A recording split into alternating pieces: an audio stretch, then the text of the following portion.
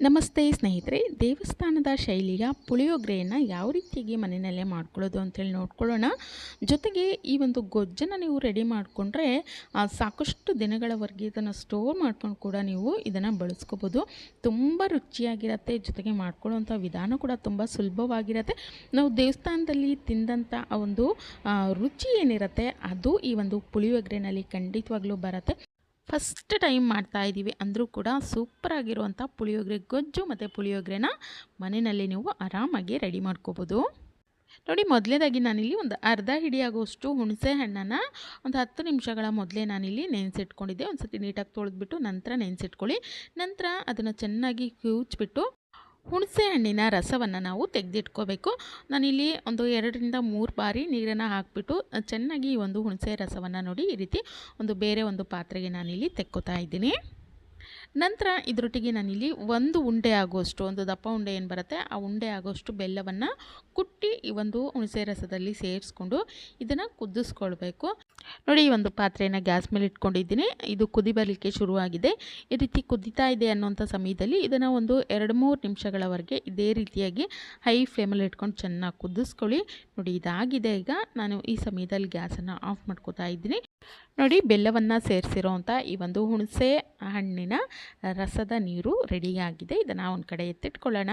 ನೋಡಿ, ಪೌಡರ್ ಮಾಡ್ಕೊಳ್ಳೋದಕ್ಕೆ ನಾನಿಲ್ಲಿ ಕಡಲೆಬೇಳೆ, ಉದ್ದಿನ ಕಾಳನ್ನು ತೊಗೊಂಡಿದ್ದೀನಿ. ಉದ್ದಿನ ಕಾಳು ಅಥವಾ ಉದ್ದಿನ ಬೇಳೆ ಯಾವುದನ್ನಾದರೂ ತೊಗೋಬೋದು. ಜೊತೆಗೆ ಬಿಳಿ ಎಳ್ಳನ್ನು ಕೂಡ ನಾನು ತೊಗೊಂಡಿದ್ದೀನಿ. ನೋಡಿ, ಮೂರನ್ನು ಫ್ಲೇಮನ್ನು ಕಡಿಮೆನೇ ಇಟ್ಕೊಂಡು ಒಂದೊಳ್ಳೆ ಘಮ ಬರೋವರೆಗೂ ಸಪ್ರೇಟಾಗಿ 1 ಟೀ ಸ್ಪೂನಷ್ಟು ಹಾಕ್ಕೊಂಡು ಚೆನ್ನಾಗಿ ಹುರಿದಿಟ್ಕೊಂಡಿದ್ದೀನಿ.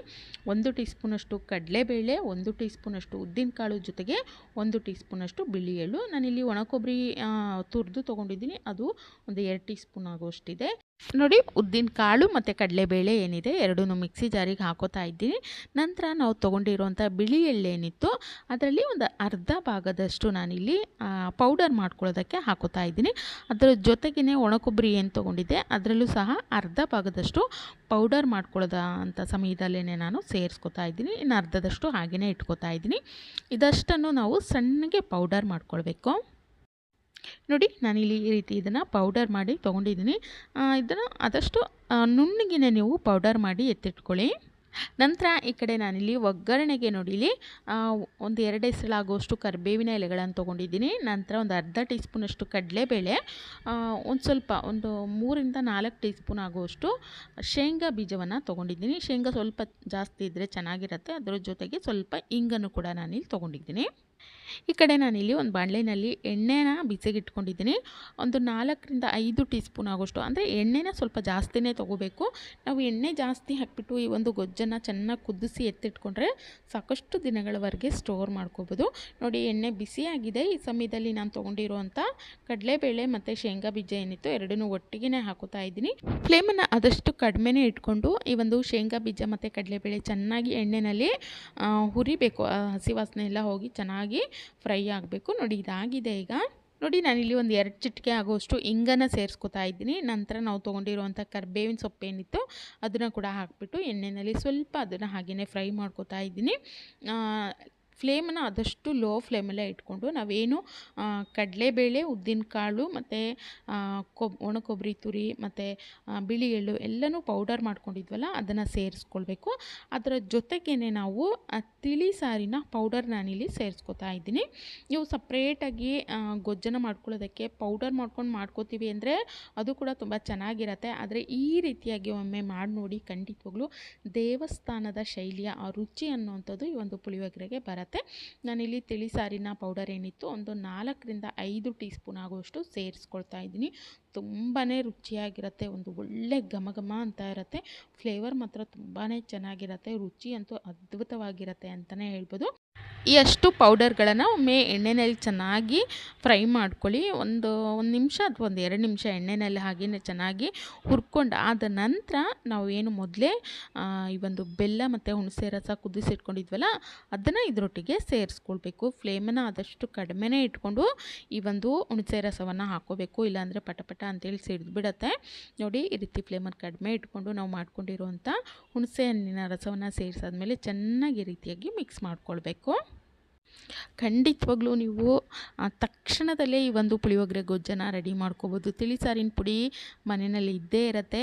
ನಿಮಗೆ ಈ ಒಂದು ತಿಳಿಸಾರಿನ ಪೌಡರಿನ ರೆಸಿಪಿ ಬೇಕು ಅಂದರೆ ಖಂಡಿತವಾಗ್ಲೂ ನಮ್ಮ ಚಾನಲಲ್ಲಿದೆ, ಅದನ್ನು ಕೂಡ ನೀವು ಸರ್ಚ್ ಮಾಡಿ ವಿಡಿಯೋನ ನೋಡ್ಬೋದು.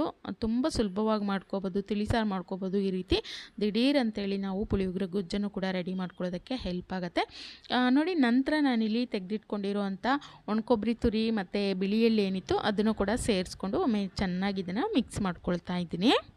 ನೋಡಿ, ಇದು ಒಂದು ಕುದಿ ಬರೋವರೆಗೂ ಈ ರೀತಿ ಮಿಕ್ಸ್ ಮಾಡ್ತಾನೇ ಇರಬೇಕು. ಯಾಕಂದರೆ ನಾವಿಲ್ಲಿ ಎಲ್ಲ ಪೌಡರ್ಗಳನ್ನು ಹಾಕಿದ್ದೀವಿ, ಹಾಗೇ ಬಿಟ್ಬಿಟ್ರೆ ಬೇಗ ತಳ ಹಿಡಿದ್ಬಿಡುತ್ತೆ. ಅದಕ್ಕೋಸ್ಕರ ಒಂದು ಕುದಿ ಬರೋವರೆಗೂ ಚೆನ್ನಾಗಿ ಈ ರೀತಿ ಮಿಕ್ಸ್ ಮಾಡ್ಕೊಳ್ತಾನೇ ಇರಬೇಕು.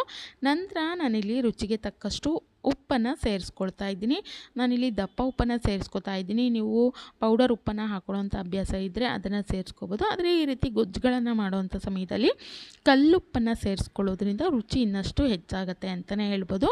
ನೋಡಿ, ಈ ರೀತಿ ಚೆನ್ನಾಗಿ ಇದನ್ನು ಮಿಕ್ಸ್ ಮಾಡ್ಕೊಳ್ಬೇಕು. ಈ ಒಂದು ಗೊಜ್ಜೇನಿರುತ್ತೆ ಇದನ್ನು ನೀವು ಜಾಸ್ತಿ ಎಣ್ಣೆನ ಹಾಕಿಬಿಟ್ಟು ಚೆನ್ನಾಗಿ ಕುದಿಸ್ತಾ ಹೋಗಬೇಕು. ನೀವು ಎಷ್ಟು ಇದನ್ನು ಕುದಿಸಿ ಇಟ್ಕೋತೀರೋ ಅಷ್ಟು ನಿಮಗೆ ಇದು ಬಾಳಿಕೆ ಬರುತ್ತೆ. ಸಾಕಷ್ಟು ದಿನಗಳವರೆಗೆ ಇದನ್ನು ನೀವು ಸ್ಟೋರ್ ಮಾಡಿ ಇಟ್ಕೋಬೋದು, ಏನೂ ಹಾಳಾಗೋದಿಲ್ಲ. ನಾವಿಲ್ಲಿ ಹುಣಸೆ ಹಣ್ಣಿನ ರಸ, ಬೆಲ್ಲ ಎಲ್ಲವನ್ನು ಹಾಕಿರೋದ್ರಿಂದ ತುಂಬ ದಿನಗಳವರೆಗೆ ಇದನ್ನು ನಾವು ಸ್ಟೋರ್ ಮಾಡ್ಕೋಬೋದು. ನೋಡಿ, ನಾನಿಲ್ಲಿ ಇದನ್ನು ಲಿಡ್ಡನ್ನು ಕ್ಲೋಸ್ ಮಾಡಿಬಿಟ್ಟು ಒಂದು 7ರಿಂದ 8 ನಿಮಿಷ ಚೆನ್ನಾಗಿ ಕುದಿಸ್ಕೊಂಡಿದ್ದೀನಿ. ಇದು ಎಣ್ಣೆ ಮೇಲ್ಗಡೆ ನೋಡ್ಬೋದು ನೀವು, ಚೆನ್ನಾಗಿ ಬಿಟ್ಟಿದೆ. ಚೆನ್ನಾಗಿ ಈ ಒಂದು ಗೊಜ್ಜು ಕುದ್ದಿದೆ ಅಂತಲೇ ಹೇಳ್ಬೋದು. ಈ ರೀತಿ ಚೆನ್ನಾಗಿ ಕುದಿ ಬರಬೇಕು. ನಾವು ಈ ರೀತಿ ತಿರ್ಸಿದ್ರೆ ಅದು ಸಪ್ರೇಟ್ ಆಗಬೇಕು, ತಳ ಬಿಡ್ತಾ ಬರಬೇಕು. ನೋಡಿ, ಈ ರೀತಿ ಎಣ್ಣೆ ಮೇಲ್ಗಡೆ ತೇಲ್ತಾ ಇರಬೇಕು. ಜೊತೆಗೆ ಈ ರೀತಿ ಚೆನ್ನಾಗಿ ಮಿಕ್ಸ್ ಮಾಡಿದ್ರೆ ತಳ ಬಿಡಬೇಕು. ನೀವು ಬೇಕಿತ್ತು ಅಂದರೆ ಇದು ಫುಲ್ ಗಟ್ಟಿಯಾಗೋವರೆಗೂ ಕುದಿಸ್ಕೊಳ್ಬೋದು, ಅಥವಾ ಈ ಒಂದು ಹದದಲ್ಲಿ ಇದ್ದಾಗಲೂ ಕೂಡ ನೀವು ಗ್ಯಾಸನ್ನು ಆಫ್ ಮಾಡ್ಕೋಬೋದು. ಆದರೆ ಇದು ಕಂಪ್ಲೀಟಾಗಿ ಆಗಿದೆ, ಈಗ ಗೊಜ್ಜು ರೆಡಿ ಆಗಿದೆ. ನಾನು ಗ್ಯಾಸನ್ನು ಆಫ್ ಮಾಡ್ತಾ ಇದ್ದೀನಿ.